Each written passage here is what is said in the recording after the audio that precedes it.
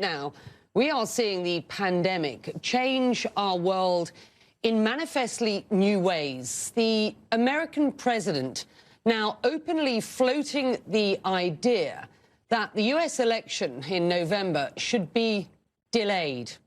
Andrew Yang is a CNN political commentator who ran for the Democratic nomination for US president earlier this year. He joins us now from New York. Our viewers are seeing a tweet from Donald Trump in the past hour openly floating the idea of a delay to the US election. Your reaction? Well, this is just the latest attempt to try and distract the American people from the fact that he's mishandled the coronavirus pandemic, and he sees that he's down to Joe Biden by double digits in many polls. So when you're in that situation, you'll grasp at any straw. But happily, we expect that this is just going to be yet another tweet that excites a very small handful of people, but inflames others, and will help, if anything, bolster the case that we need to have this election as soon as possible and then turn over a new page in this country. I mean, as I understand it, Donald Trump cannot overturn the election. It requires 2/3 of the states to agree to do so.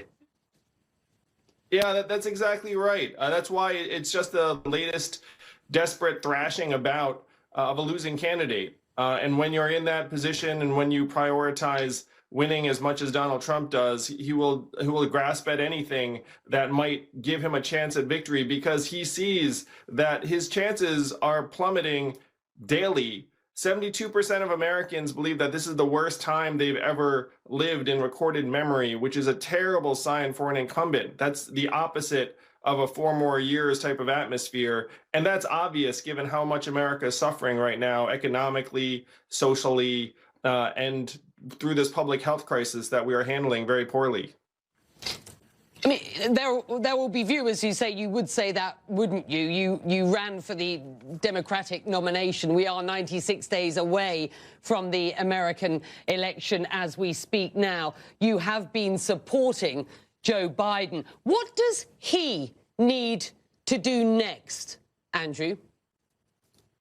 Well, Joe has been rising in the polls in large part because people are dissatisfied with the leadership they're seeing from Trump, who's whipsawed in various ways on wearing masks and other public health measures. And I'm a parent, Becky, and we're all looking at what the heck is going to happen with schools in September. So Trump is failing a test of leadership, and Joe is a very, very well-known figure in American life. He was the vice president for 8 years. He presents a sort of steady leadership and return to normalcy that right now many, many Americans are hungering for. Now, Joe just announced a very, very ambitious, aggressive plan to combat climate change, and he's going to be announcing other initiatives in the days to come.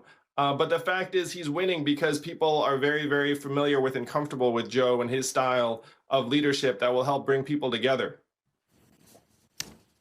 Are you being offered a place in a Joe Biden administration, sir? I'm focused on helping Joe win because I think another Trump term would be an utter disaster for this country. But I'm on the record saying that if I have a chance to solve some of the problems I ran for president on, I would be thrilled because I'm a patriot, I'm a parent, I just want to do everything I can for this country. And so in a Biden administration, if I had that opportunity, I would definitely jump at the chance. Have you been offered a position? Well, we've had conversations, but again, you can't count your chickens before they're hatched. The number one goal is to make sure that Joe Biden is our next president. The US has just reported its worst plunge in economic history, a 30% drop. You have said it is, quote, a ridiculous fantasy to think that the US economy will snap back to normal post-pandemic. How bad do you believe the impact of COVID-19 will be? It's catastrophic. You can't overstate it. And here in the States, it's been rolling on for months. You have depression-era levels of unemployment in many sectors. And economists have projected, Becky, that we've lost 42% of these jobs for good. That's why it's such a ridiculous fantasy to think that the economy is going to snap back into place if economists are suggesting that almost half of these jobs will never return. So you're looking at permanent job losses at twice the level of the Great Recession, which itself took 10 years or so for us to dig out from under. So at this point, we should be enacting massive stimulus measures and doing everything we can to try and shore up existing opportunities and create more jobs for millions of Americans. A massive infrastructure project would be entirely appropriate. Bailing out the states so they don't fire people would be the right move. Putting cash into people's hands, which I championed as a candidate, would be the right move. 74% of Americans agree that we should be putting stimulus cash into consumers' hands right now to help families manage this crisis. So you just can't overstate the economic carnage in the American labor market and economy right now, unfortunately. Yeah.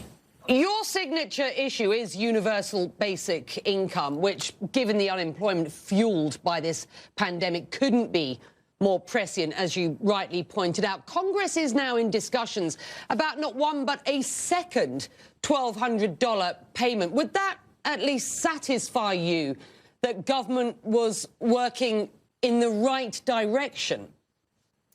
These payments should be unconditional and should be regular. The problem with the $1,200 stimulus payment in April is that that money was spent and dried up in a matter of days or weeks at the most, and then people had to figure out how they were going to keep a roof over their head. Over 30% of Americans had trouble managing housing payments last month, and that was when we still had benefits in place. So to me, $1,200 would be a great step if it came in on a regular basis and Americans actually could rely upon it moving forward rather than a one-time payment.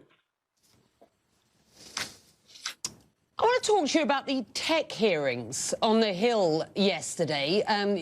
You're a man who knows, who's probably forgotten more about new tech than most of us will ever know. My team looked into just some of the stats as we were watching and considering what we heard yesterday. According to Bloomberg, at least, Jeff Bezos, for example, the founder of Amazon, has made more than $60 billion during the pandemic over the last 6 months, while admitting that the company may have violated their own policies in some cases.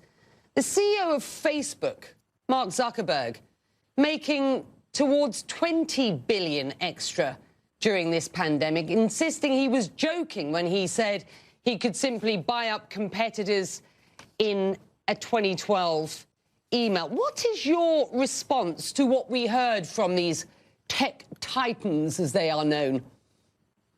These hearings are long overdue. The fact is, we've been in the midst of this winner-take-all extreme economy, and Amazon and Facebook have been among the biggest beneficiaries.